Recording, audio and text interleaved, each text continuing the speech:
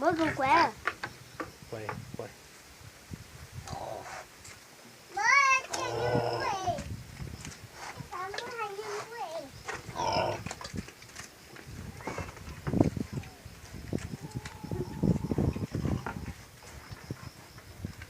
Có muốn ôm pua là hả? Mua gì mua à? Mua hả? Để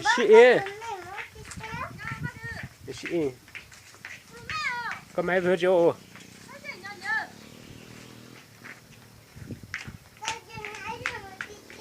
nè mua nè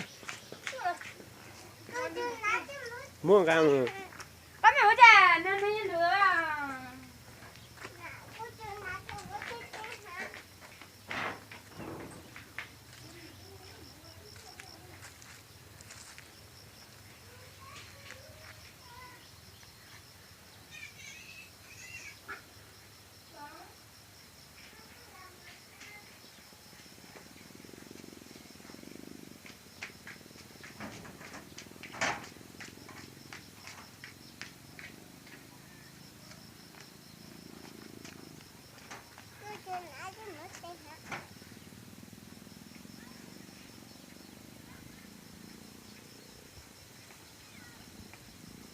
cái này là siêu cuốn chứ.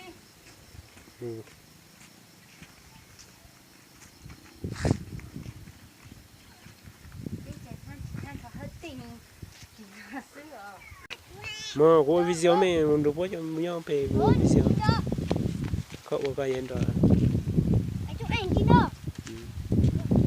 mua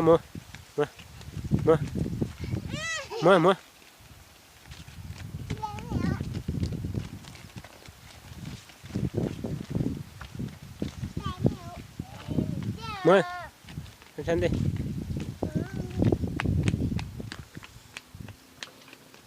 ไป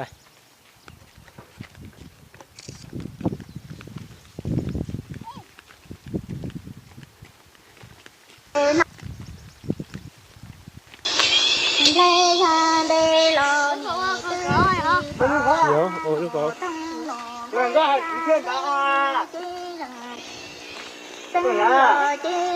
这个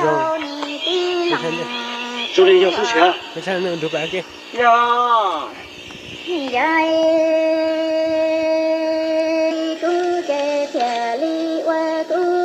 不动，阿飞啊，跟有点不大了，就过来。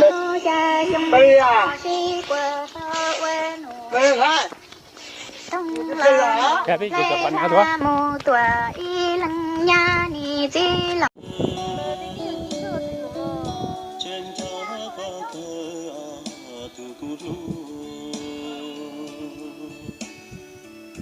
ra cái gì thế này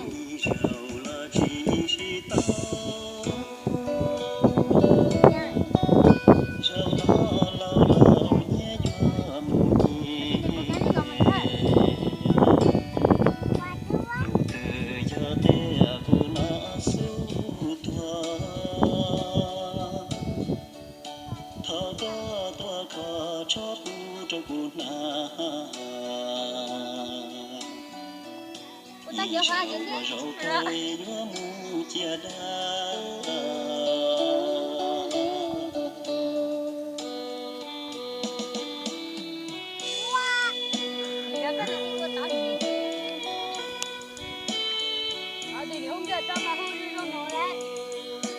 cho lo ra hai ra thằng để đấy mỗi cho một cái nó lưu cho nó hai đến để hai trái liêu cho hồ tụi con liêu đó